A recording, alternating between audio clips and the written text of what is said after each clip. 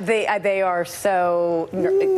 All Democrats are anxious. Let me play for you, Nancy Pelosi, and you tell me whether this is anxious or cockiness. Take a listen. This is a woman who knows politics. Yes, she does. Are you 100% sure of victory tonight in your mind? Yes, I am, and let me just say why I feel confident that we will win. It's just a question of what the size of the victory is. If Democrats win the House today, are you confident that you will be Speaker, and does that hinge at all on the results of today? I'm not going to answer any questions. We'll talk tomorrow. But right now, today, every second is about winning this election, and that's what's important. So I give her credit, being very smart there. Don't count your speaker chickens before they hatch. That's for sure. Right. But that's a very confident Democratic leader. That is a very confident Democratic leader, and that woman knows politics, and I believe that is not bravado. That is true. She's not alone. That is true confidence. But I think Paul Ryan thinks this too. By the way, Paul Ryan thinks this too, which is House. I mean, I think there's a common wisdom and a consensus that, oh my gosh, if something goes, it's going to be the House, and it could blow big. Yeah, and I think. But I think Democrats writ large are anxious because there's just so much understanding that you can't rely on polls. And I think we have a secret hope that nobody wants to voice, that the blue wave could actually be bigger than expected. But people are scared. Well, that's the thing, Sahil, is that there was a concern right after 16. Boy, did the Trump voter not make it into likely voter screens? And look, we go out of our way in the NBC Wall Street Journal poll to do that, which may be why we're in a more small c conservative window of a 7-point likely voter model, for instance, on the generic ballot.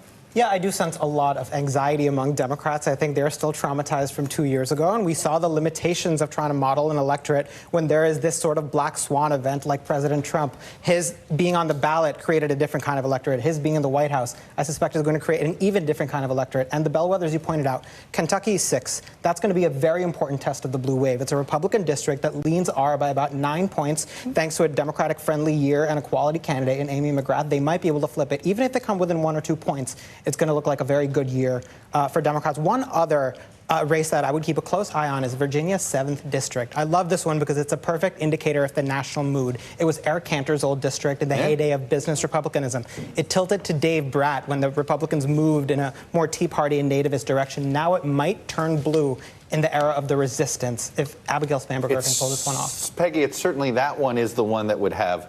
There's a lot of symbolism in that one district alone, right? Dave Bratt, sure. Cantor, Tea Party, right? Yeah. Tea Party, You could write a whole rebellion. column about it just with that district. Yeah, that's a good idea. Yeah, there you go. We will consider that. I think Barbara Comstock is interesting too, because this is a conservative Republican attempting to survive as a member of Congress in Northern Virginia, which feels great antipathy to Donald Trump. By the way, I think she'd be struggling if Marco Rubio were president. In fairness to her, it's a tough district. It is. Well, it is for any Republican, but especially now in this climate, I think it demonstrates whether or not you can survive with certain accomplishments and standing for certain things. That's the first one that House Republican operatives that I've talked to expect to fall. They believe that there is theoretically a path to holding the House if they lose Comstock. If they lose any more than that, if they lose a 2nd seat in Virginia, then they're starting to get nervous. I think that's true. Go ahead. There are some in New Jersey that I would keep an eye on, too, like the New Jersey one, which is Tom Malinowski, Democrat that's running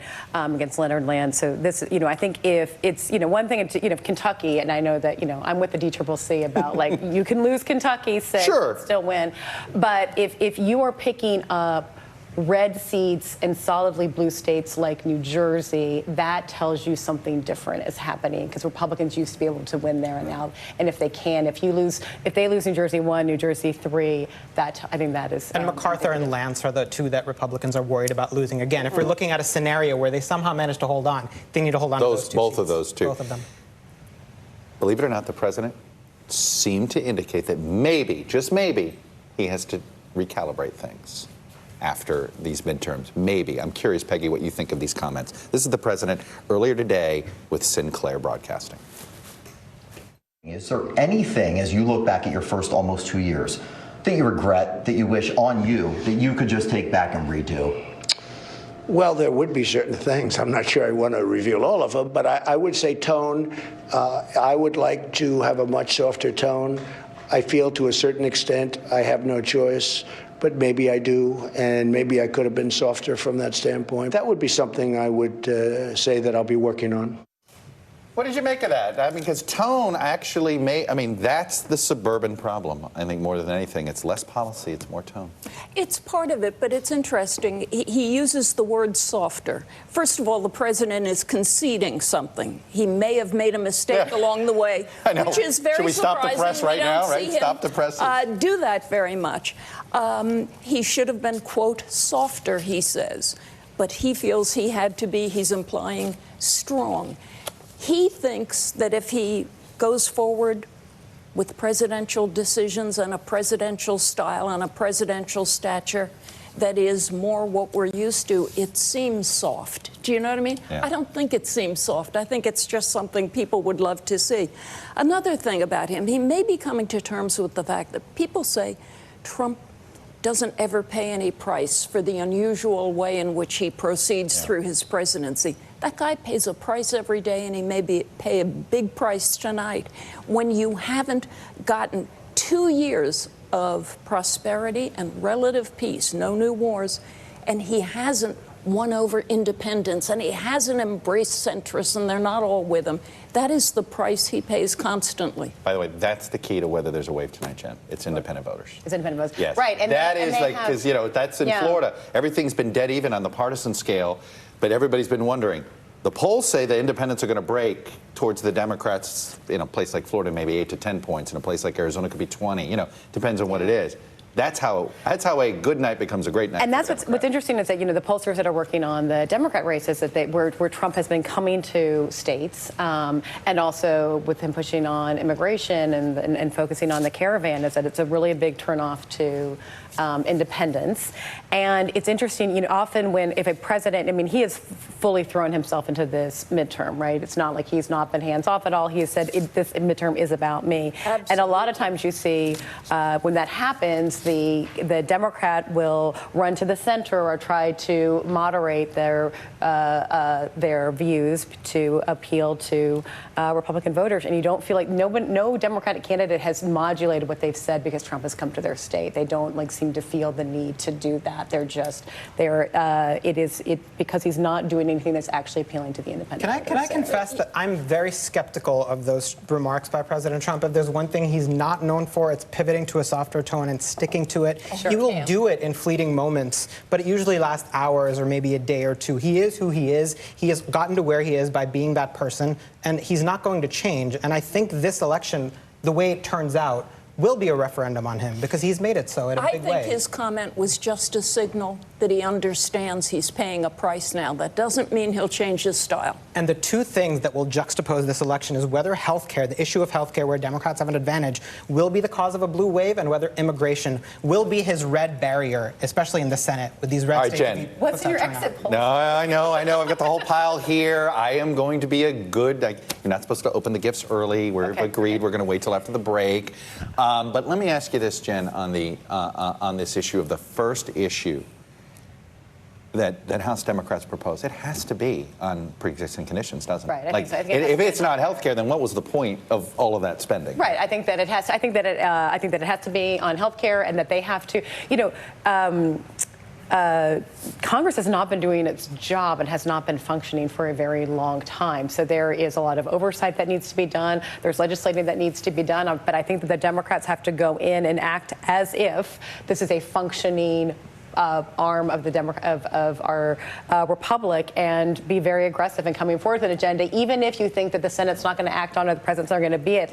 They need to model what that looks like for Congress to do its job, because the true health of our democratic institutions is at stake. Now the irony, Sahil, the irony, this, Kevin. The irony is that if this goes the way in the way it looks pre-election, the remaining House Republicans are going to be Trumpies. They're going to be the Freedom Caucus. It isn't going to be any of the moderates. So who cuts a deal? If the Republicans get swept out of the House, the people who will lose their seats are the moderates, and the people from swing districts who have an incentive to deal with the center. And the Freedom Caucus will expand its share of the House Republican Conference. They will have more clout. The idea that Republicans are going to move to the center if they lose the House is completely wrong. I think the exact president will be more aligned with the Republicans who are left. Yeah. And I think he will love having a Democratic House, to tell you the truth. And Democrats, I will say, are going to have a understand tough the suffering part, but boy, he's going to try to use them as a foil to set things up for 2020. Jerry I Nadler do gets to think see his tax returns. That's probably something he's not looking forward to if that happens. Anyway, Jen, Peggy, Sahil, we're going to go to break. I'll open up the box. Steve Kornacki's going to bring Christmas here in a second. Anyway, we're just getting started with a special election night edition of MTV Daily. Just remember, the first wave is the first wave. Anyway, Steve Kornacki has fired up the big board. We're going to get the first look at what voters in key battleground states are saying about the president and the two political parties. That's next.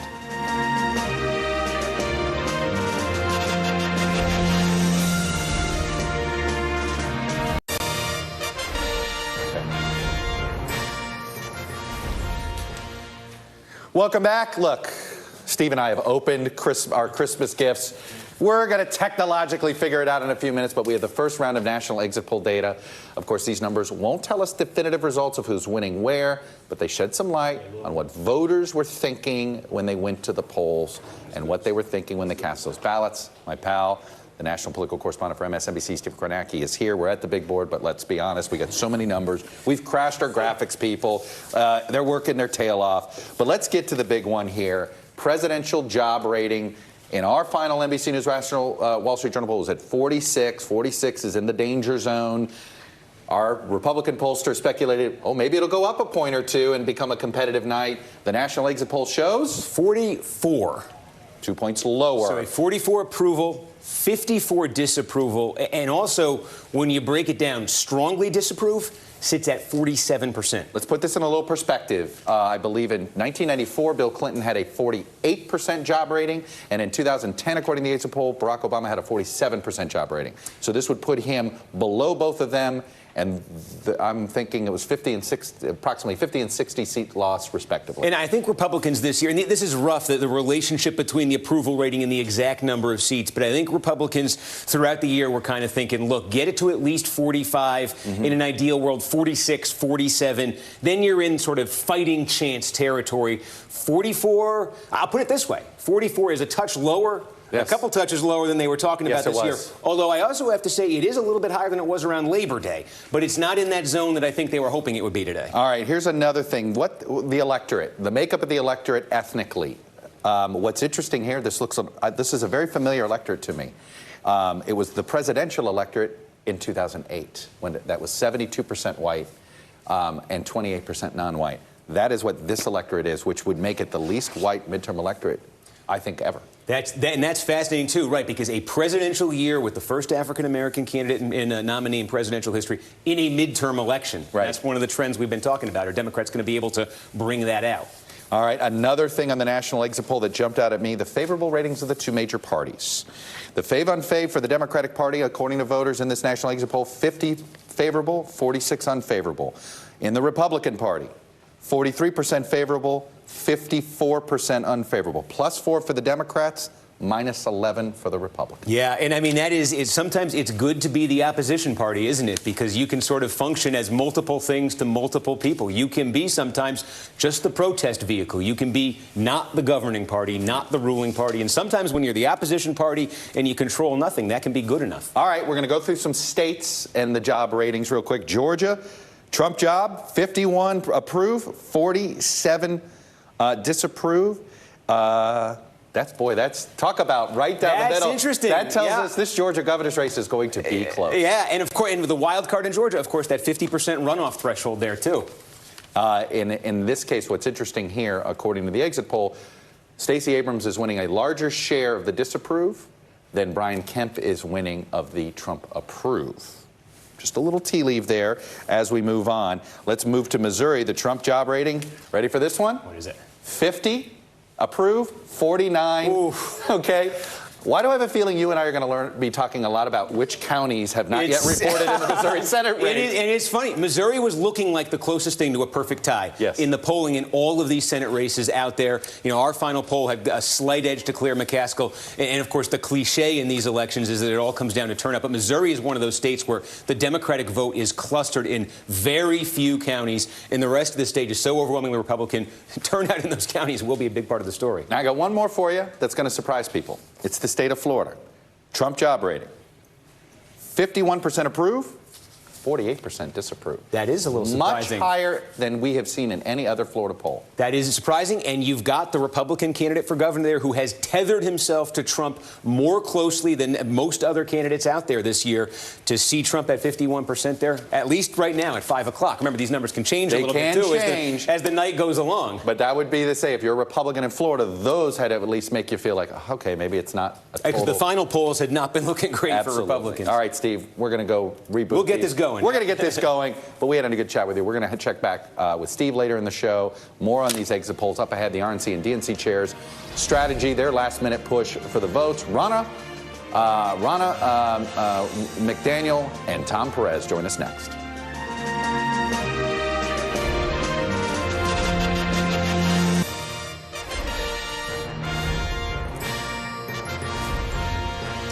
Welcome back. One of the big questions of tonight that might be resolved tonight, which was the better political bet, playing to the base or playing to the middle? For Democrats, will it be progressive candidates like Gillum who win, or moderate ones like Sinema? For Republicans, President Trump has been all about that base. Will his closing message help or hurt the party, especially with the economy flourishing?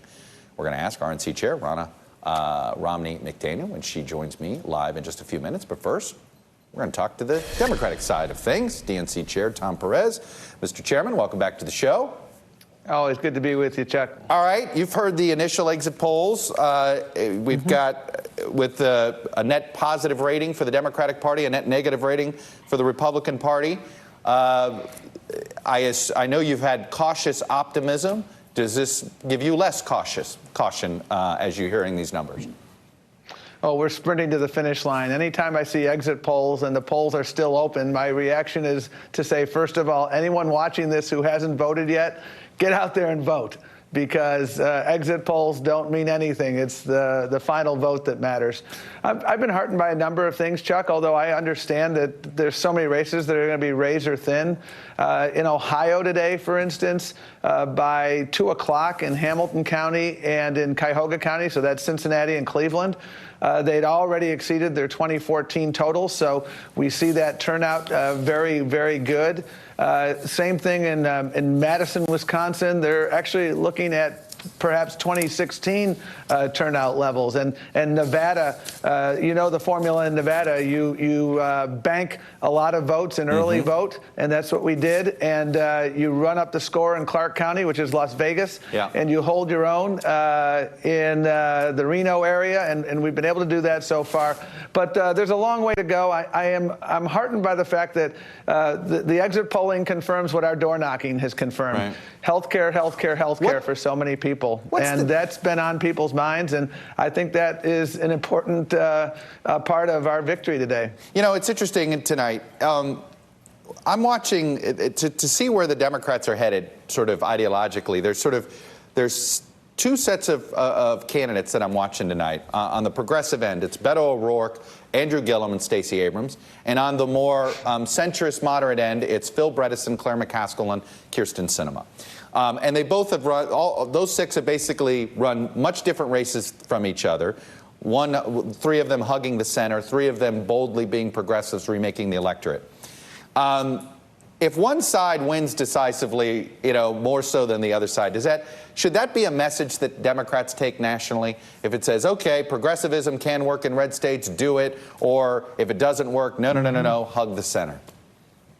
I actually think your question reminds me of something Ted Kennedy said to me once when I was working for him. And he said, if somebody asks you what wing of the party you're from, tell them you're from the accomplishments wing of the Democratic Party because you want to get stuff done.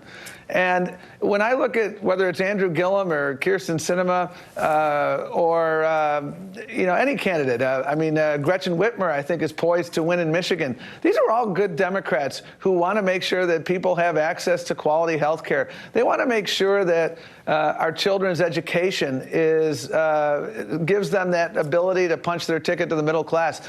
As you may recall, in Arizona, there was a prairie fire because of the Republican failure to invest in public education. And I think that common denominator is really, really critical across all of these states. You see it in Georgia, you see it in Florida, where health care and education are the issues that come up time and time again.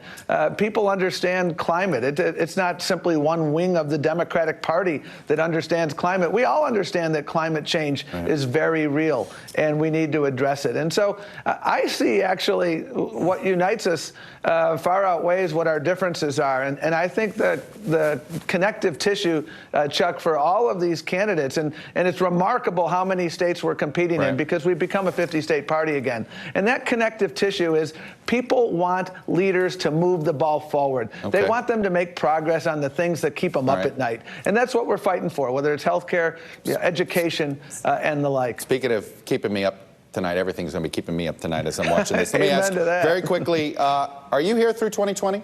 You plan on staying at the DNC through 2020?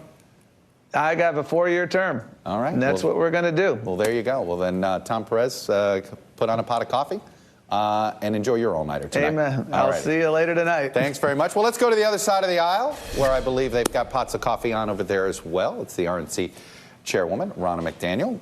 Madam Chairwoman, thanks for coming on the show. Thanks. Not coffee here, a lot of Diet Coke. A lot of Diet Coke, fair enough. Going with the cold caffeine and cold carbonated caffeine. Exactly. I want to get your initial response there. There's a net negative for the Republican Party's image in the national exit poll, net positive for the Democratic Party's image. What does that tell you? Well, I'm going to do something amazing, Todd. I'm going to agree with Tom Perez. I think it's hard to look at exit polls when voters are still voting. And I also have a hard time looking at them when you have as many voters that have come out and voted absentee and early that may not be incorporated into those exit polls. So let's let those voters get out and vote. If you haven't voted, get out and vote. And then we'll look at the results as they come in. I'm curious. I want to get your reaction to something the president said in an interview earlier today about what he could do perhaps differently going forward. Take a listen. I want to get your reaction. I would like to have a much softer tone. I feel to a certain extent I have no choice, but maybe I do, and maybe I could have been softer from that standpoint, but I want to get things done. Do you think the tone, are you concerned that the tone was a little harsh at the end and it may have turned off some suburban Republican voters? You know, I'm not. You know, the RNC has been so focused on our ground game and communicating with voters through our data and taking the right message to individual voters. We customize our plan for each voter, and we take the message that we think is going to be best to turn them out. So that's what we've been counting on. We don't rely on the media or the broad messaging. Ours is an individual plan to turn out each and every vote. We've been chasing absentee ballots, and today we'll be door knocking. And one neighbor will get an economic message, and the next will get a judge message, and the next will get a different message. And that's how we've changed the way the RNC does business, by having that one-on-one contact. Well, reportedly, the president nixed the idea of a closing message on the economy and instead wanted to have a closing message on immigration. Why doesn't the economy motivate your voters enough? You know, the economy does motivate the voters, but it is a contrast. And I'll be honest with you, Chuck, when we saw in our polling as we were in these states, when we talked about the tax cuts and all the good things that are happening, you know, Tom Perez just talked about the accomplishment wing of the Democrat Party. I don't know what wing that is. All I know is the Republican Party is the party of accomplishments, with 4 million jobs coming to this country, wages up, all the good things that are happening. But when you take just that to the voters, it doesn't move the needle as much. You have to contrast it with what would happen if the Democrats take control of the House. Nancy Pelosi said she wants to raise taxes. You'll have more obstruction and resistance, more investigations. So that slowing down of the economy has been what we've seen move the numbers. So I don't know why good news doesn't just bring voters out. You would think that it would, but they need to see what's at stake, and that's been the message we've been taking to them. By the way, before I let your home state is Michigan. You were the chair of the Michigan Republican Party. I got to ask, it does seem as it's not going to be a good night for the Republicans in the state of Michigan. And there's been a lot of lack of investment. Is the Flint water crisis, did it just make it politically nearly impossible for Republicans in the state of Michigan this cycle? Well, the RNC has invested in Michigan, and we do have 5 battleground congressional races there. And we have a great candidate in John James. There's a couple things, Todd, and I'm going to say this about governor's races across the country. A lot of the governor's races that are competitive have to do with what's happened in those states. So if you have outgoing governors with negative numbers, you're seeing those it just trickles down. races you think that trickles struggle down and or hurts. those. it trickles down. You see it in Oklahoma right now, Kansas. So I do think that factors into the governor's races. They're not as prone to what's happening nationally. It's more state-driven. I absolutely think that. And then with the Senate race in Michigan, the map's just been so big with Florida, Missouri, Indiana, all these states, Arizona, Nevada. It's just hard to invest everywhere. And there is one wave that is in existence, and that is the green wave. The Democrats have far outspent our candidates across the country with their small dollar fundraising. If you look at the committee spending, we've been equal. Right. But the fundraising that the Democrats have had at the small dollar level has been enormous. And that is part of what's helping them be competitive tonight in a lot of these seats. But we're competitive, too. And that's what's amazing. We're hitting our early vote targets. We've expected 2016 levels. We built our program around that. It's going to be a late night, I think, but I feel very good about where we are in an election where we're typically the party that loses 2 to 3 Senate seats or 30 House seats when you have that first-term president. All right. Madam Chairwoman, RNC Chair Ronna McDaniel, you staying for the full 4 years? I saw the president wants you to stay. You going to stick around? Well, I'm going to let the president make that announcement. We've had conversations. I love working as head of the RNC. It's been the greatest opportunity, and I'm going to sleep for a day, talk to my family, and let the president make that decision. All right. Go get those Diet Cokes all chilled up. Thanks for coming on, sharing a few minutes with us. Thank you. Much Thanks, appreciated. Todd. Well, if Thanks, you haven't, no worries. If you haven't voted yet, polls are still open. As you heard, both the chairs of the RNC and DNC were going, go vote, go vote, go vote. Anyway, you're looking live at Arizona State University in Phoenix, where the lines are still stretching down the block. Steve Kornacki will be back. We get the brand new exit polls. As you see, we've been giving you numbers here. The system's great. We'll be right back.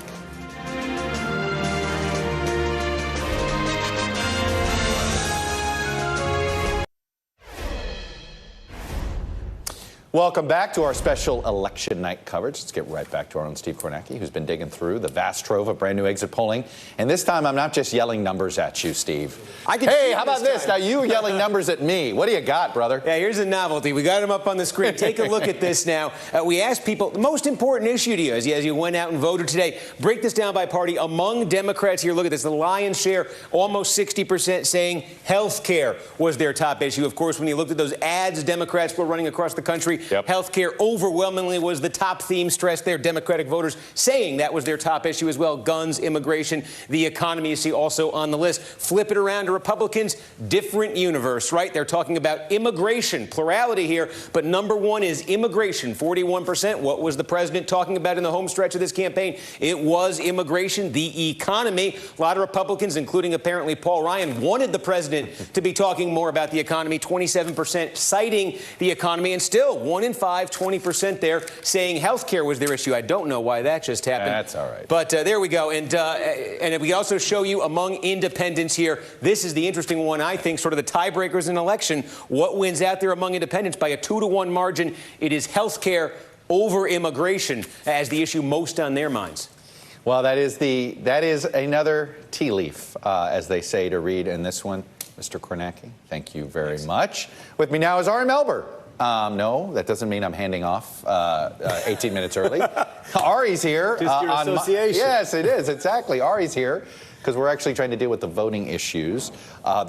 Look, when you have a supercharged turnout, we assume there's a chance for more issues.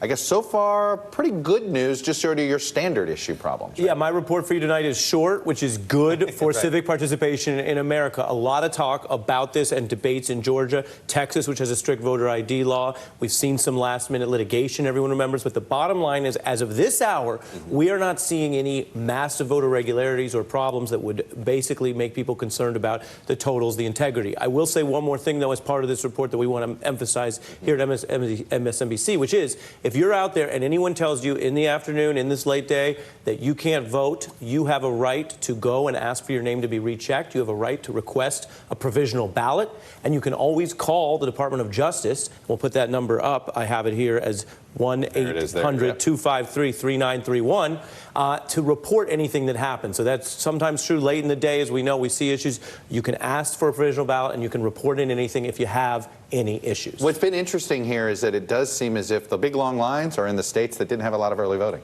Right. You know, and yet... Which is a good sign. And it's possible all this early voting is why maybe we have fewer problems. on the elections down in the southern states. We talk a lot about election day in America. This was, as you've been reporting, as we saw, 30 million plus election weeks in many parts of the country. All right, Ari Melber. I think we're all kind of glad that this beat isn't overly heavy today, because that would be ugly if we're not confident in the vote. A lot of people watch tonight for what's good for red or blue. This is a story so far that's good for America. Red, white, and blue. Ari Melber, thanks very much. Thank you. Much more from NBC's election headquarters. Stick around.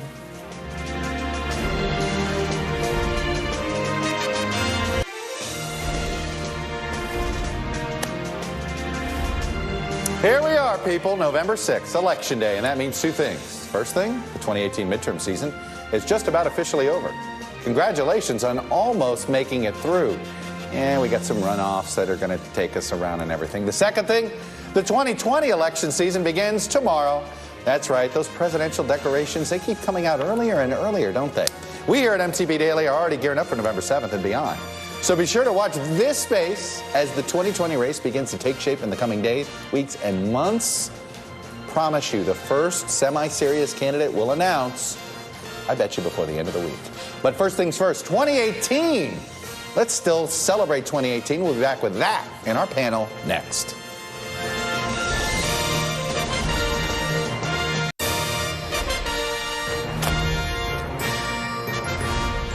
Welcome back. Panelists here again. Sahil, Peggy, Jennifer. Peggy, I want to start with you.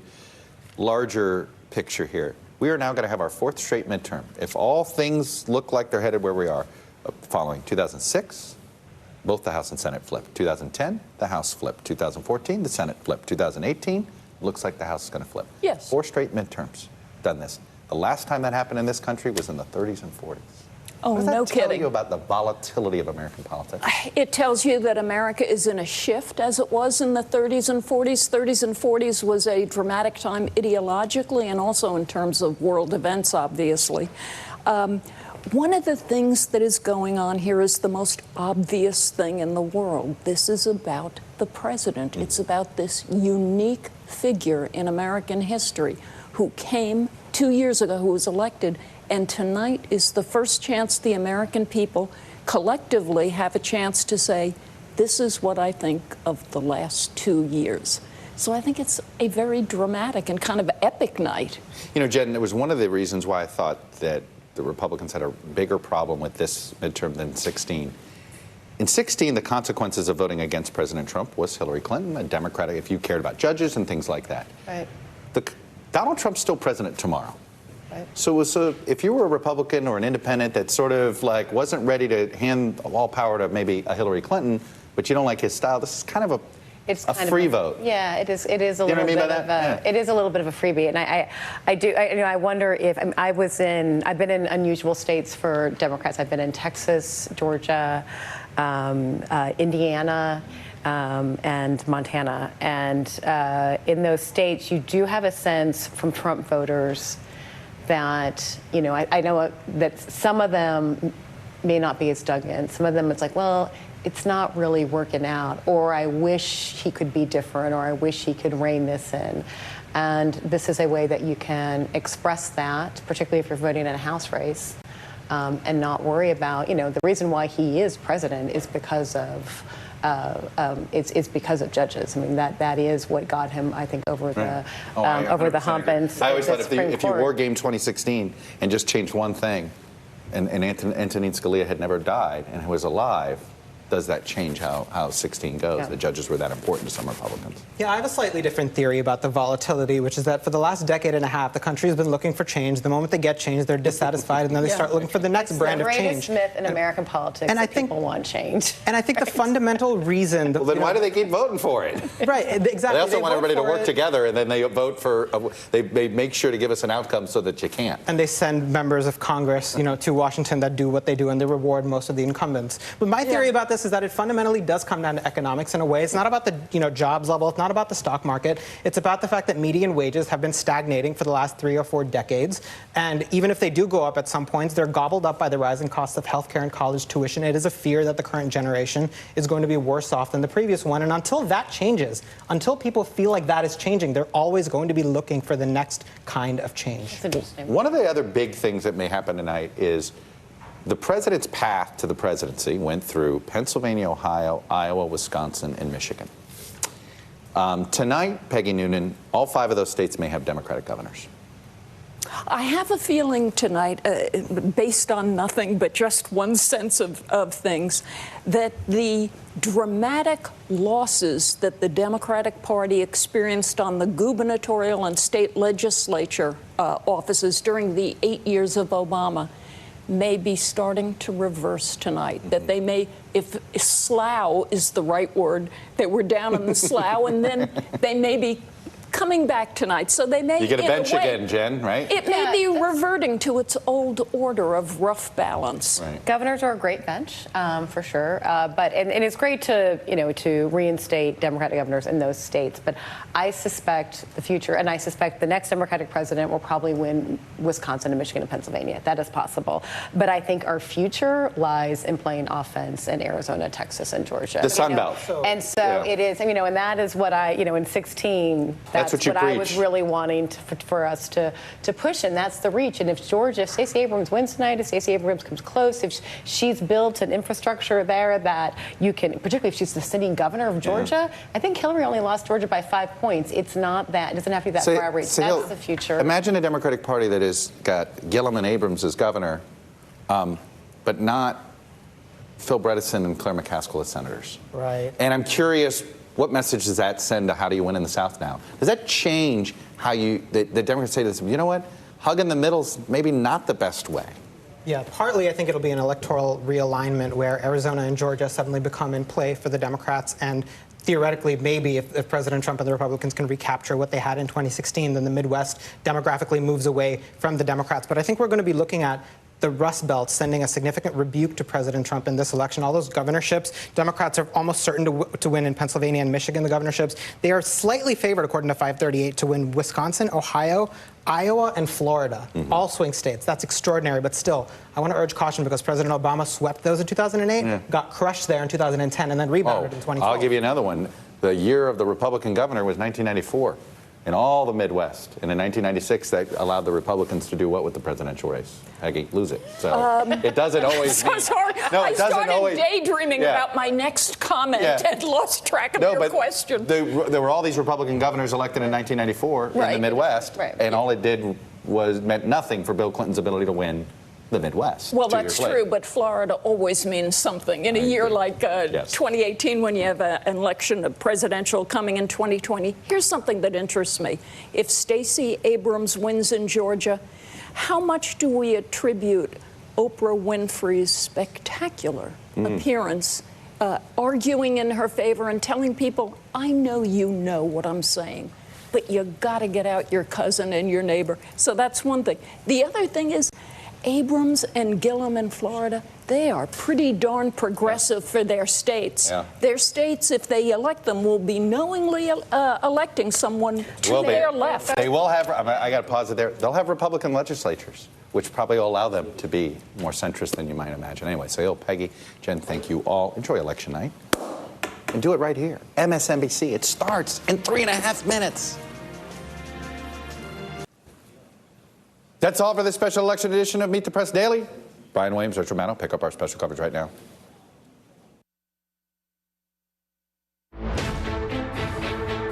A nation divided. A blue wave would equal a crime wave, and a red wave equals jobs and security. The president not on the ballot, but he's made this election all about him. A vote for Steve is a vote for me. A vote for Cindy is a vote for me. A vote for David is a vote for me. Democrats fighting for control. Are you all ready to win this election and take this country into a far better direction? Their magic number, 23 seats to win back the House. An electrifying night and the chance to make history.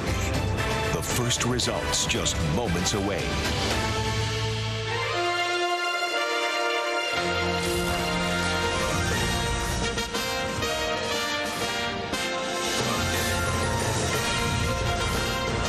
Live from Democracy Plaza, The Vote, America's Future.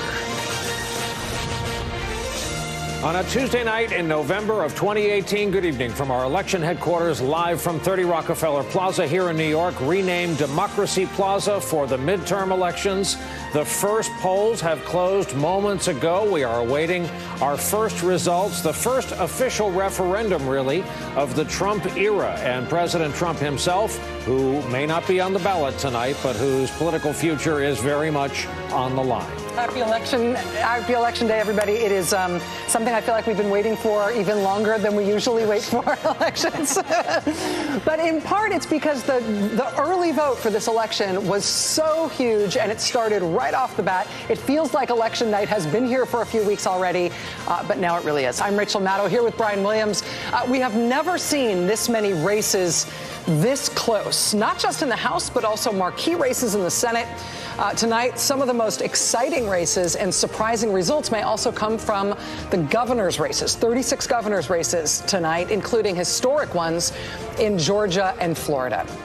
And we here at MSNBC, we all love sleep and family life as much as the next guy. But if there are enough too close to call races tonight, we may not know who controls Congress until the wee hours, if then. This midterm election packs the punch of a presidential race. Over 38 million of our fellow citizens voted early in this. Whatever the outcome tonight, 2018 midterms may be remembered for images like this across the country. Americans starting early this morning, standing in long lines, some of them for hours, to cast their vote. Here in the studio, we are joined by our panel. And in the field, of course, our road warriors have fanned out across this country. But you know what's coming next. That's right. We, as you do, we need to get right to MSNBC national political correspondent Steve Kornacki for a look at where we are starting tonight. As Brian mentioned, we do have some polls closing already. Steve, I understand first results we're going to get in tonight are from the parts of Indiana and Kentucky that are in the Eastern time zone. How soon are we going to get some indication of how this night may go and how the big races are going to go? I believe we just got our very first votes. We do. The very first votes of the night are now in the critical 6th District of Kentucky, Republican-held seat. Democrats are trying to pick this one up, and there you go. Very scant. We've got 479 votes here. Andy Barr is the incumbent Republican here. Amy McGrath challenging. This is a district Donald Trump won 55 to 39% in 2016. Why are Democrats interested in this race? They're interested because you see the red. This is the rural part. You got some votes in a very rural part of this district, small county, Menifee County. The Democrats are interested because this area around Lexington. About half the population in Lexington, in Frankfurt nearby, the types of voters who Democrats think are particularly motivated for them in the Trump era, younger voters, college-educated voters, white-collar professionals, that sort of thing. You've got an abundance of them around Lexington. You've got some around Frankfurt. You also have Trump country in this district. It's sort of a mishmash of both. So this is going to be a test of that Democratic energy. It's going to be a test of the Democrats' ability to make inroads into Trump country. It's also going to be a test of whether that Republican energy that was there for Trump 2 years ago is still there. So again, all we have right now,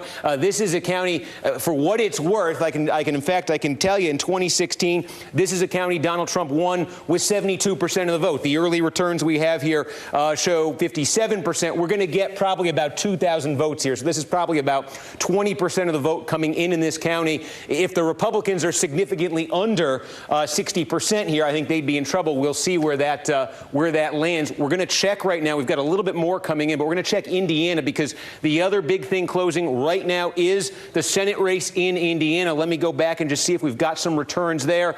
This is that's the wrong one. Sorry, I'm going to learn this before the end of the night. I promise you. Let's check in Indiana. Do we have any votes yet? We do not. So the other thing is there's a lot of early voting in Indiana. About 33% in 2016 of the entire vote in the state was early. So they tend to report that out fast. We'll start bringing that to you. Not the entire state is closed now, but a significant chunk of it. So again, any minute now we're going to get a readout here in Indiana. As soon as we do, I'll let you know. But Indiana and Kentucky 6 at this hour between 6 and 7. That's where all the action is here. A key House race, a key Senate race. Steve Kornacki, thank you very much. It's very exciting to have first votes on the board, even if there's only like 4 of them. Busiest man in show business. Yes, exactly. And it will be a busy night with Steve tonight. We do have some exit polling data, and this is NBC News national exit polling. We got a couple of big top lines, and I want to put these to our panel, to our friends here in studio.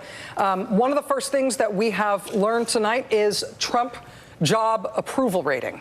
According to the exit polls tonight, we've got Trump with a 44% approval rating, a 55% disapproval rating. Within those numbers, we've got some finer lines, including the president's strong disapproval rating at 47%. Which is very high. We've also got voters telling the exit pollsters that the most important issue for them is not the most important issue that you see in every other election. It's always the economy. But look at this. Exit polls nationwide, they're saying that health care is the most important issue, and the economy isn't second. The economy's third. So that tells you a few different things. Number one, it tells you that this election is happening in a good economy. Number two, it tells you that the Democrats were right when they said that health care was going to be the most important issue in this election. And it tells you that the Republicans were right, that they could elevate immigration to a place it almost never is in order to try to motivate their base voters heading in.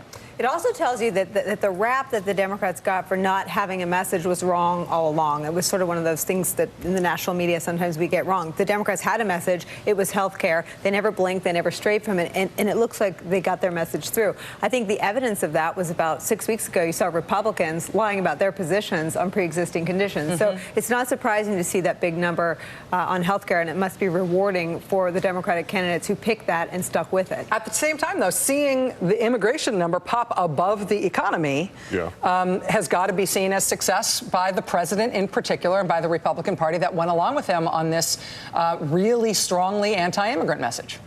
Well, you know, also, if we had a functioning government, and if we have one after this election, which would be ideal, if the government is split, all more important than it be functioning, they will address the health care issue next year.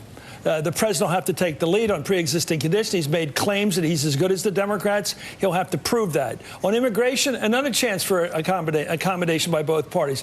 We shouldn't have to face these same two top issues 2 years from now. If our government works, if our Republican form of government works, they should address those two issues in a divided government. But Trump sees immigration as the ultimate wedge issue. He sees immigration not as a policy issue that's designed to be solved. He sees it as a casting issue for picking villains. I agree. For riling up the worst in people. And so, do you really think that Trump, no matter how good the rest of the government is... a normative value here. All right, Rachel, you know that word, a normative value. What I'd like to see is a government respond to the electorate. And if the electorate says health care is the number one issue, damn well deal with the pre-existing issue.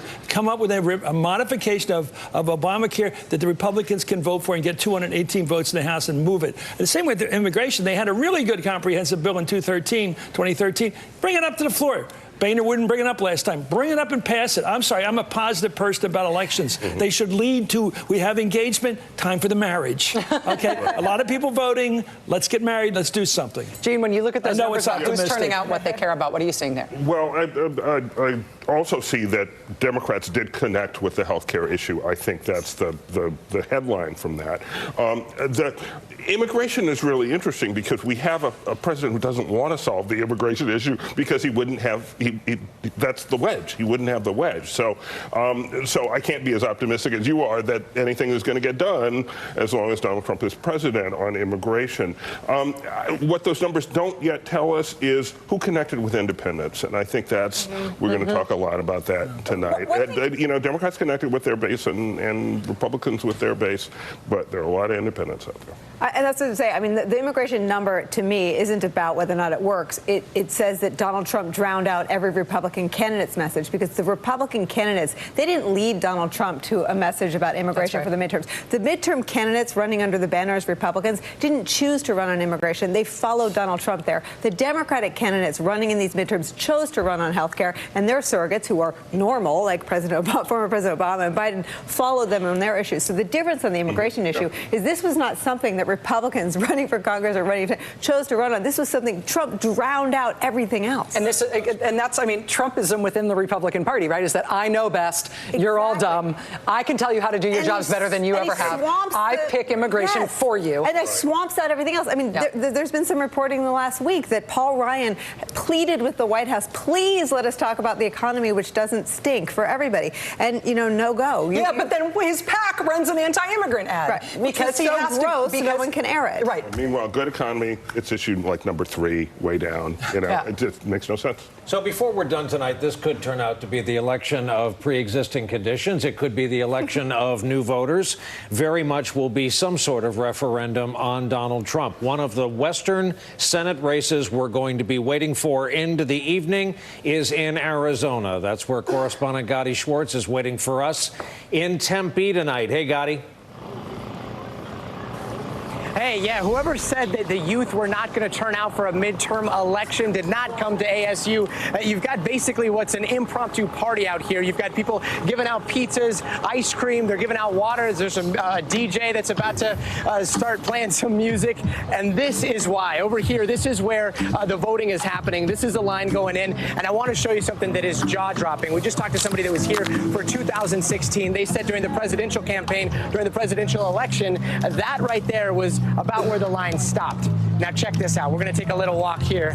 Look at all these people that are voting in line here. Many of them have been waiting for over an hour. How long have you guys been waiting here? About an hour. Hour? Yeah. Hour. We've heard people waiting as long as 2 hours, and the line just continues on. These are all young voters. That stretches all the way over there to Mew, where those dorms are. The enthusiasm out here extremely high. This is a state that usually does a lot of early voting. We know that the electorate has already turned out about 75 to 80% here in Arizona. We know that about 41% of them are Republicans. We know that about 33, 34% of them are Democrats, but the majority of them are independent voters, and that's what we're seeing here. A lot of the independent voters that we've talked to, they're fluctuating between Martha McSally and her challenger, Kirsten Sinema, who has somewhat of a home field advantage here at ASU. She used to be a student here. She was also a professor. But a lot of these students say that this is the race that they're looking at, a Senate race. So we're on a college campus. We're at a university, and this is how engaged a lot of the youth are. Back to you guys. That's fantastic. Gadi, thank you for that. Speaking of the power of television, one of the chants during the Women's March, this is what democracy looks like. Yeah. That is what. And it was actually great work by the crew there and being able to see from perspective so you could see how many people were in line there. While we were talking to Gadi, we got a little bit more news out of the exit polls. Again, these are early NBC News national exit polls. And this number sticks out to me. Look at this. According to the early NBC News exit polls, 16% of voters nationwide are first-time midterm voters, people who have never, ever voted before in a midterm election. Among those voters, this is the Democrat-Republican split. 61% of them supporting a Democratic candidate, 36% of them supporting a Republican candidate. Now, 16% may sound like a sliver of the electorate, but turning out for the first time to vote in a midterm, that's the kind of, those are the people that Democrats are targeting. That is how the Democrats, if they're going to have a very good night, that's how they're going to do it, by changing the makeup of the electorate. That's how President Obama won. That's that when Democrats prevail in states like Georgia and battleground states like Florida, it's because they change, they turn out bigger parts of the Democratic coalition that typically just turns out in presidential years. And that was a figure that Chuck Todd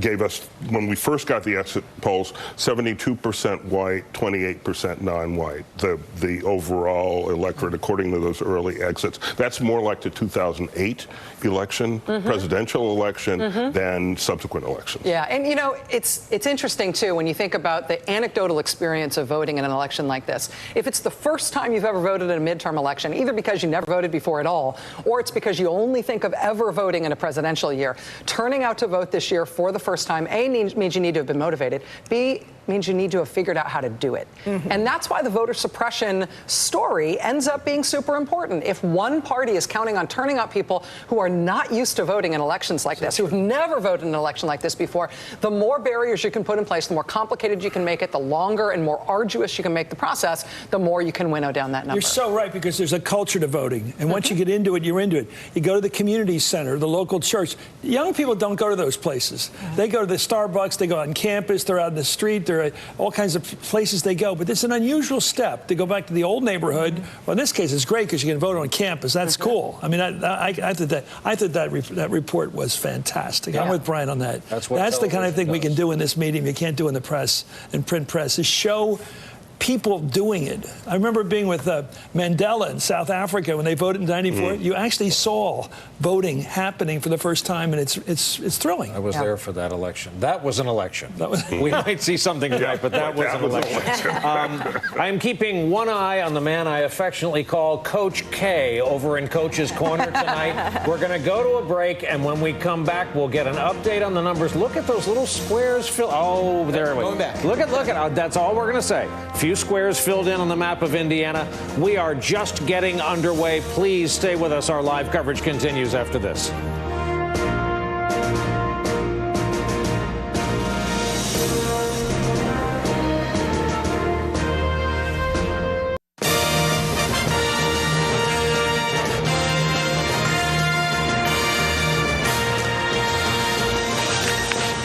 View of our building, the vote 2018, the midterm elections. Over to the board we go. Steve Kornacki, I have watched your map of Indiana populate with a few colors. What does it all mean? It's starting to fill up. So you see here, again, only about 20,000 votes, a little bit more in statewide. You see Braun, the Republican, out to the early lead. Look, it's Republican country that's coming in very slowly right now. Here's the interesting thing we can tell you about Indiana. Hillary Clinton got blown out in this state 2 years ago. The margin, she lost by almost 20 points. She won 4 counties in this state 2 years ago. Now, Donnelly also managed to win this state 6 years ago when he ran for the U.S. Senate. So obviously we're going to see here how much is Donnelly improving off Hillary Clinton's numbers from 2 years ago, and how close is he getting to the numbers that he posted when he won this state 6 years ago. So let's take you through to give you a sense of what we're seeing in these counties. So again, these are Republican counties coming in. Pulaski County, though, right here, you see the result right now early, a 55-42 margin for Braun. Now, when Donnelly ran and won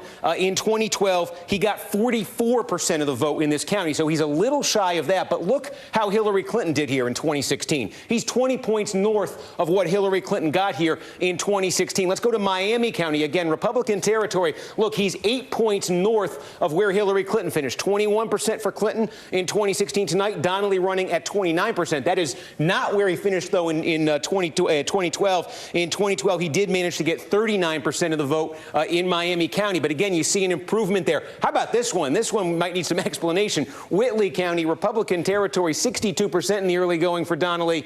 This was a 73% Trump zone. So we're going to see as more vote comes in there. But this is the trend we're seeing in these Republican counties so far for Donnelly. We know he's going to be behind when you add these together. These are some of the strongest areas for Braun. But look, Hillary Clinton got 38% of the vote here in 2016. There is an independent, a libertarian candidate who's going to get a couple points. So Donnelly needs to be running kind of about 10 points plus better than Hillary Clinton. So those early numbers you see, he's down statewide, but it certainly suggests a competitive race. We're going to see, though, the big thing for Democrats, when does Marion County, Indianapolis come in? When does Lake County, Gary come in? South Bend, St. Joseph County? And the wild card tonight, southern Indiana. This is an area that swung hard to Donald Trump, but as recently as 2008 with Obama, in 2012 with Donnelly, Democrats could compete and win counties down here. If you see any blue popping up in this southern part of Indiana tonight, that is a very encouraging sign for Democrats. Steve Kornacki, thank you very much. We're going to go now take a look at the race tonight in Tennessee.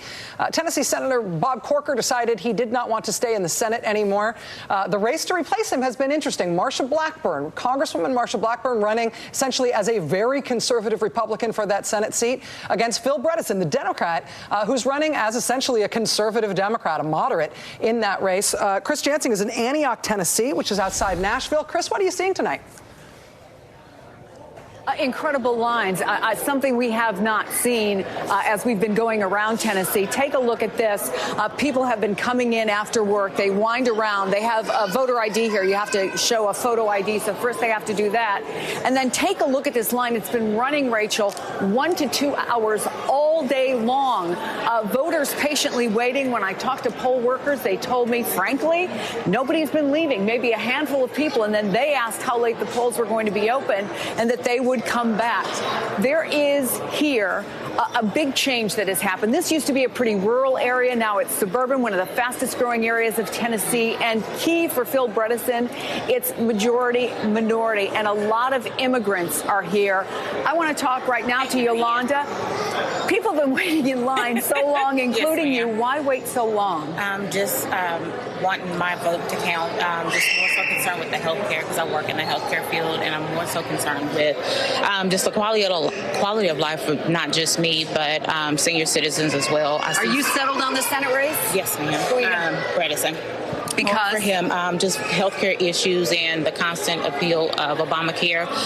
We deal with patients every day that don't have healthcare insurance. Luckily, our institution has other funding that's available to cover that deficiency with the patients. I'm just concerned with that, not only for them, but myself as well. I know we had somebody stand in line for her so she could come out. We're going to let her go back into line. But they are going to keep this open as long as they can. Most importantly, maybe, there have been lines like this, I am told, by the Bredesen campaign in both Memphis and Nashville. They're encouraging people to stay in line. Obviously, they need to win these kinds of districts if they're going to win this race. And the pizza has arrived. So some of these workers have been here 10 hours now. So we're happy to know they're finally going to get fed, Rachel. Chris Jansing in Antioch, Tennessee. Chris, thank you very much for that. I got to say, seeing all those people turning out, those young adults turning out, and Chris is saying that's been a 1 and 2 hour line all day long, and everybody's there with their kids, with their little kids and kids in strollers and babes in arms, and that's a lot to do. And seeing people do that, knowing they're going to be there an hour or two, and people not leaving, it makes you feel good. It's frustrating, but it makes you feel good. It's also another voter voting on health care. Yeah, exactly. All right, we are waiting on news right now out of one of the tightest races in the nation and one of the most closely watched. It's the battle for governor in Georgia. The Democrat is Stacey Abrams, former Democratic leader in the legislature. The Republican is Brian Kemp, who has a dual-hatted role. He's also Secretary of State, which means he is running the election in which he is competing. This is a race that has had a lot of national news, ups and downs. We'll be going to Georgia next. Stay with us.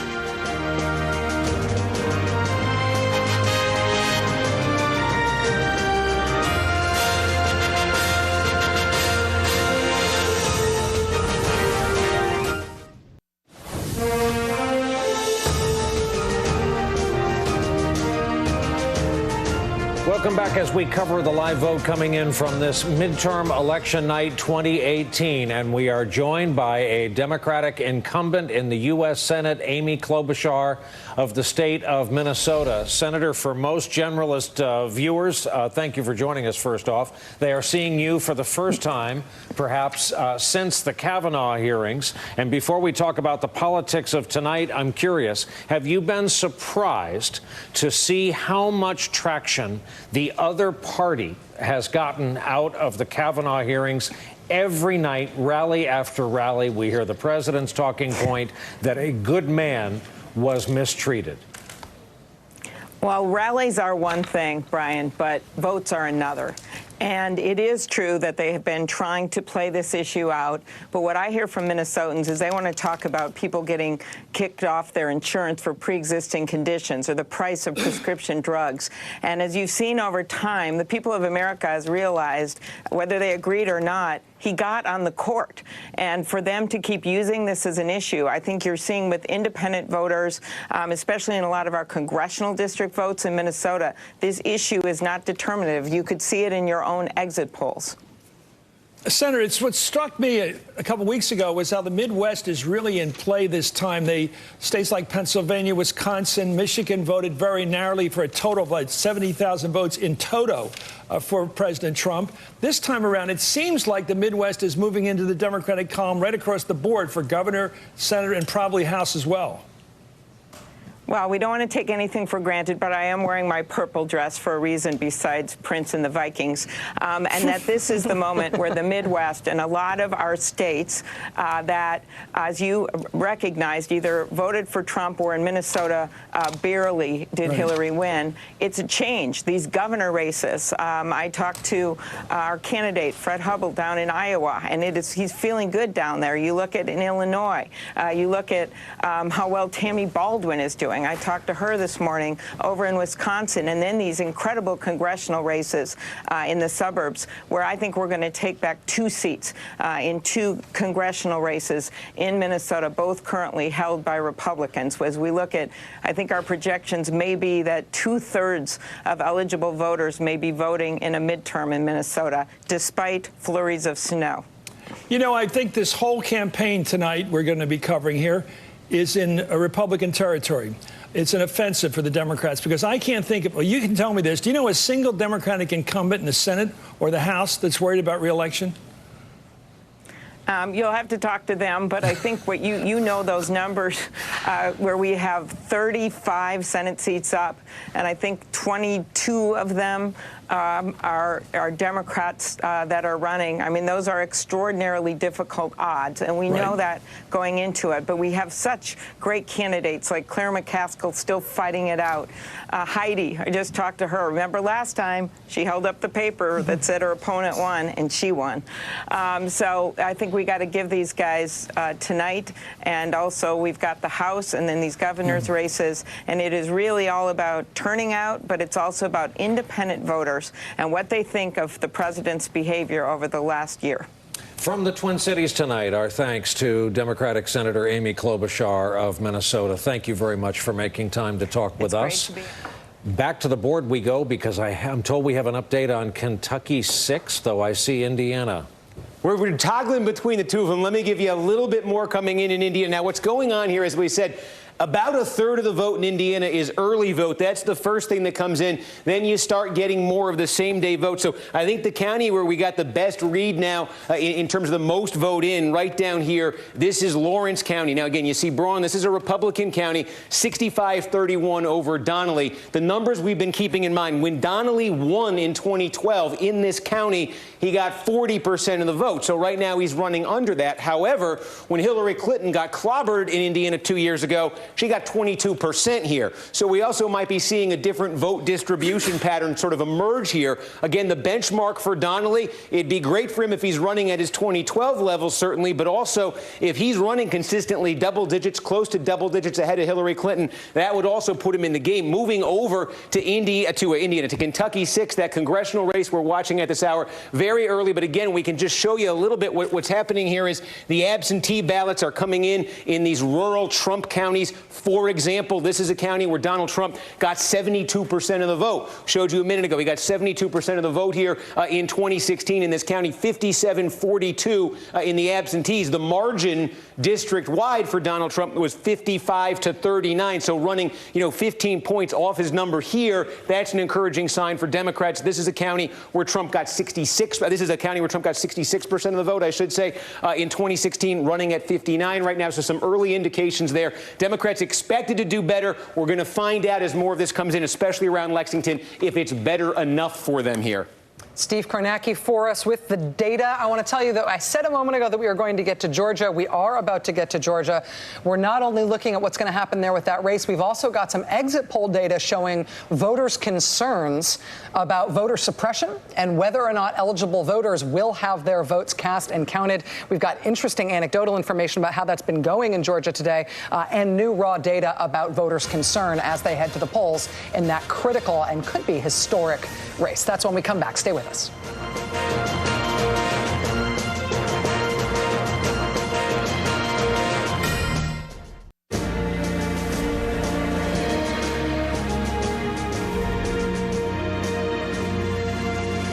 Election day began today with reports of mechanical glitches and human errors leading to long lines and frustrated voters in precincts all around the country. Look at this line in Gwinnett County, Georgia today, in Greater Atlanta. The batteries inside a polling machine there had died. It took nearly 2 hours to find a power cord to charge up that machine. So for want of a single power cord, all these people gave up all this time today just trying to vote. Wow. Storms overnight caused power outages in Knoxville, Tennessee. At one polling location, voters literally had to cast paper ballots by lantern light, which doesn't make for great TV, but is a great story. Chandler, Arizona, though, just outside of Phoenix, wins for the weirdest voting problem of the day. This morning, when poll workers showed up just before 6 a.m. local time to open up, they discovered that the landlord had foreclosed overnight on the office where people were supposed to be voting. Foreclosing on the office, locking the poll workers out, locking voters out, and locking the voting machines inside where no one could get to them. It's been that kind of a day. Tremaine Lee is at a polling place now in Atlanta, Georgia. Tremaine, thanks very much for joining us. What have you been seeing today? Hey, Rachel, thank you very much. Here in Atlanta, Georgia, where voters may be poised to make history by possibly electing the first black female governor in the United States. But this race has been controversial from the very beginning. Concerns about voter suppression efforts, especially coming down from Brian Kemp, the Secretary of State, who is also running for governor. But also, not the least of which is the gutting of the Voting Rights Act. You talk to folks around here who have been around the block a few times, and they say they saw this coming a mile away. But today, even though there's excitement and long lines everywhere you go, there's also concerns about voter suppression efforts and things going wrong at the polls. I want to bring in Derek Johnson, the head of the NAACP. Derek, what have we been seeing out there? There have been some concern across counties and across Atlanta that these voter suppression efforts are actually working. Some funny business at the polls. Yeah, well, we're preparing a lawsuit right now to extend the voting time for precincts in Gwinnett County with the Lewis Committee because you had voters standing in line for over 4 hours because they didn't have power cords. We're finding the same stories in Fulton County, and we're standing outside the Morehouse precincts where students are being turned away because of the exact match. It is unfortunate that Brian Kemp did not step down as Secretary of State to ensure we had a fair election. How much of this do you think is just mismanagement of the polls, and how much of this might be nefarious? Well, whether it's malicious intent or benign neglect, it is something that should not take place for this election cycle. We should have a transparent and fair system. He should have stepped down. In fact, I wish we could bring criminal charges against how he's treating our democracy during this election cycle. Is there concern that any of this, the swirl of controversy, what we're seeing at the polls, will impact voter behavior or has impacted voter behavior at all today? Well, I am excited with the level of enthusiasm, the determination of voters to stay in line, and I'm encouraging voters to stay in line, whether you're in Georgia, whether you're in Florida or Maryland or any other states, because no matter what, don't leave the polling place unless you cast a ballot, whether it's provisional ballot or an actual ballot. Inside this auditorium in Morehouse College, there are still over 100 people still waiting in line. So students all day, the line stretched down the block a little bit. I talked to a volunteer, you see behind me, there are a whole bunch of poll watchers said that at every hour of every moment today, the line stretched to 150 people or more. There's still young people in there ready to vote. There's excitement, but also a lot of concern. Tremaine Lee for us in Morehouse, at Morehouse. Really appreciate you being there for us, Tremaine. You're mentioning there about concerns about voter suppression. We do actually have some new exit poll data. NBC News was able to do exit poll data at Georgia voters in terms of their concerns about voter suppression. And look at this. The concern that people who aren't eligible to vote will nevertheless be able to vote, that's 41%. But the concern that eligible voters will be prevented from voting, that beats it by double digits. That is at 51%. And if you break it down by race among Georgia voters, you're going to see why the numbers shake out that way. The concern that people not eligible will vote is a concern of a majority of white voters, 54%, but among African-American voters, look at the concern that eligible voters will be prevented from voting. 73% of black voters in Georgia are saying they have concerns that eligible voters will be blocked. I have concerns that there's an extra L in the first mention of eligible on that screen, but that's the sort of thing that I'll have to take up during the commercial break.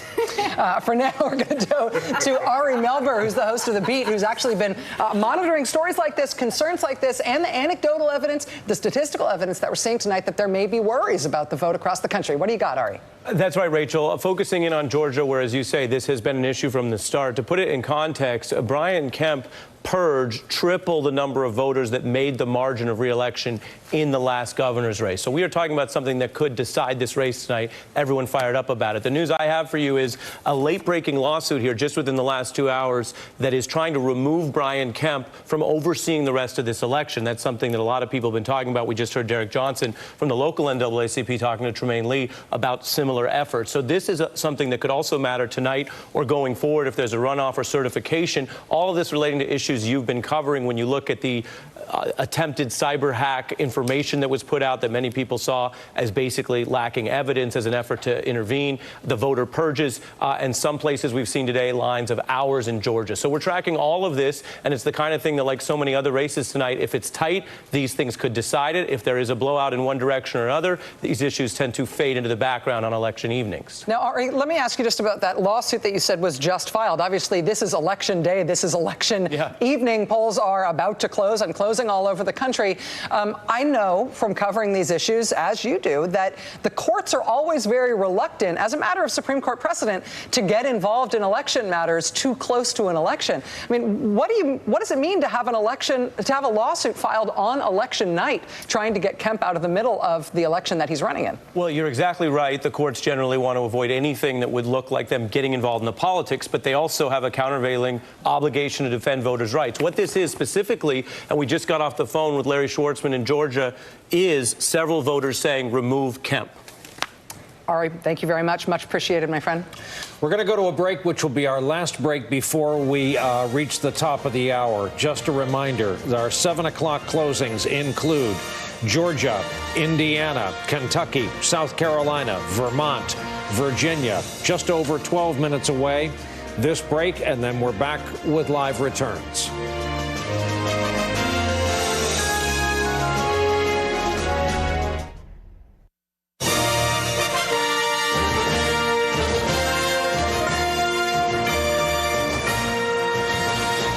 Welcome back. Just about 8 minutes before the hour. That means 8 minutes before some of these reportable poll closings we'll have for you. And our promise to you all evening long is when Steve Kornacki gets enough numbers to report to us, we will go to Steve Kornacki in the Coach's Corner. Hey, Steve, looking at you, you've got something from Kentucky. Yeah, we've been talking about that key House race there around Lexington, so let's take a look here. And first of all, I'll give you this in a second. I just want to explain, if you're seeing this for the first time, what the heck you're looking at here. Maybe I should just set this up. 435 districts out there. A lot of them we pretty much know going into the night it's going to be Democratic, it's going to be Republican. So the gray here kind of represent the non-competitive districts, and as they're called officially throughout the night, they're going to fill in red and blue. You see a couple of the expected Republican ones have already been called. What you see in yellow, though, we think that's the battlefield tonight. We think that's where control of the House is going to be decided. We've got 66 of them highlighted here. What they are 66 Republican-held districts where Democrats, we think, have the best chance of getting pickups. And what Democrats need to do, the name of the game for them tonight,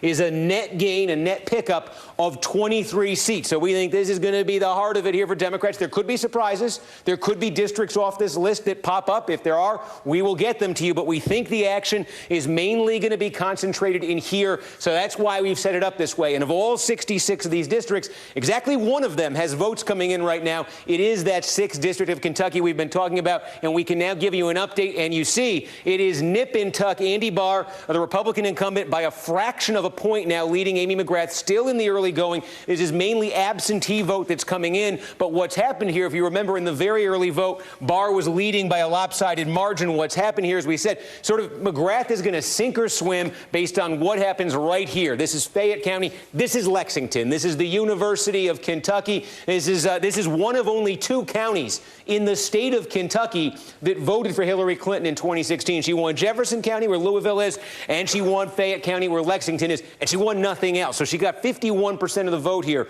in 2016. McGrath running at 59%. The benchmark I've kind of set in my head for this is 60%. McGrath wants to, I think, be on the north side of 60%. She's on the cusp of that. This looks like the absentee vote. We will see what happens when more comes in, but you can see that she is going to sink or swim on that, because if you go to the outlying areas, you've got very Republican areas in the outlying parts of this district, and see a lot of red there. You'll probably see some blue around Frankfort, but McGrath getting the lead there. And again, to go back to the big board here, we say only one district where we're getting action right now. In less than 10 minutes, that's going to change in a big way. All these districts in Florida, we're going to start getting results. 4 competitive districts in Virginia, we're going to start getting results. 2 right here, small geographically, but big in terms of the stakes, right outside Atlanta. The 6th and the 7th going to start getting results. So things are going to really be picking up here in the next couple of minutes. Steve Kornacki, thank you very much. One of the big Senate races that has received more than outsized national attention is the Ted Cruz re-election Senate race in Texas. He is running against a national Democratic phenom named Beto O'Rourke. No Democrat has won a statewide race in Texas in, say 25 years. But Beto O'Rourke has become a national story for a reason. The numbers say that Ted Cruz should have no problem. But this race has taken on a bit of a sort of a life of its own. And now I'm going to say a word that you didn't expect to hear tonight on our broadcast. Chris Hayes tonight is at the Southwest University Ballpark, which is in El Paso. It is the home of the El Paso Chihuahuas. Who had Chihuahua on their election night words Rachel might say bingo card? Chris Hayes is there for us with the different kinds of campaigns that Democrats are running in statewide elections tonight in Texas. Chris, what are you seeing? You know, first of all, it's a gorgeous ballpark and it's a gorgeous town. Look, this is the site, I think, of one of the most interesting experiments, of Democratic politics happening in the nation. And it's connected to things happening in Georgia and Florida. The numbers don't work for Democrats in this state, statewide, for 25 years, as you said. They have been running candidates from Houston and from Dallas, mayors, statewide figures. It hasn't worked. Beto O'Rourke got into this race, low name recognition. He's from El Paso. No one has ever been elected statewide from El Paso. People didn't know what he was. He rejected PAC money. Can't do that because you need to raise money. Threw out the old playbook, went to all 254 counties, raised enormous sums of money nationally and in small dollar donors, and became a phenomenon. And here's why tonight is going to be interesting. In 2014, there were 4.7 million votes cast, and the election year in 2016, 8.9 million. The Cruz people came in thinking it was going to be a 6 million vote night. Right now, all the politicos and the most sophisticated data folks say it's going to be an 8 million vote night. That's a 2 million vote miss for the modeling for the Cruz campaign. So the question becomes, who are those voters and where did they come from? But I can tell you, I spent all day talking to Texas politicos on both sides of the aisle, and there is a palpable sense of uncertainty about this. And it's because O'Rourke chose to do something bold and different than what others have done before. He did not tack to the middle. And you've seen Stacey Abrams in Georgia do that, and you've seen Andrew Gillum do that in Florida, in states where they went out and said, we're going to go find the votes because the math, the way that we've been doing the math in these states as statewide Democratic candidates has not been working. And one thing is clear. This way of doing it, I think, at the end of the night is going to end up with Beto O'Rourke outperforming a lot of those candidates who went with the traditional approach in the last 25 years. Chris, one of the things that matters a lot when you take that kind of approach, when you try to get people out voting who haven't voted before, who aren't used to participating, particularly in non-presidential years, is you have to start thinking about how hard it is to vote or how easy it is to vote in that state. One of the things that we hear nationwide about why Texas won't budge, even as its demographics keep changing in what looks like a Democratic direction, is because it's hard to vote in Texas, that it's hard to register, it's hard to vote. They go out of their way essentially to make it as arduous as possible a process. How has the Beto O'Rourke campaign dealt with those just logistical issues that are specific to that state? Well, you've got the Texas Civil Rights Project just in the last hour has successfully petitioned to have Harris County, which is where Houston is, and went actually Democratic in the last presidential election for the first time in a while, to have a bunch of polling locations stay open there. You're exactly right. The Republican legislature in this state, along with the governor, have put through a raft of restrictive laws from voter ID as well as other obstacles that have been put in place. And it has been a low turnout state. It was even a low turnout state before those obstacles. It has been a low turnout state then. The O'Rourke campaign really has just been trying to sort of sheer brute force. I mean, they've built this machine with $75 million they've raised. They've hit a ton of doors. And the idea is you get as many people to the polls, you have lawyers there to protect their vote, and you hope for the best. Chris Hayes for us in El Paso. Chris, thank you, my friend. Much appreciated. We are now under a minute away from the top of the 7 o'clock hour Eastern time. As you heard Steve Kornacki say, this will be the hour that our board will start to light up. The competitive House races will start to reflect themselves on the board. On the right, you see the states that are a half a minute away from closing. Georgia, Indiana, all of Kentucky, South Carolina, Vermont, and Virginia. And in the lower right-hand corner of your screen, you see what the stakes are tonight.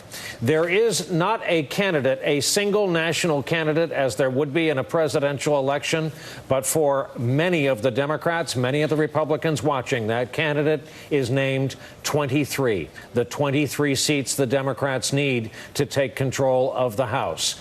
Now, the 7 o'clock hour has arrived, and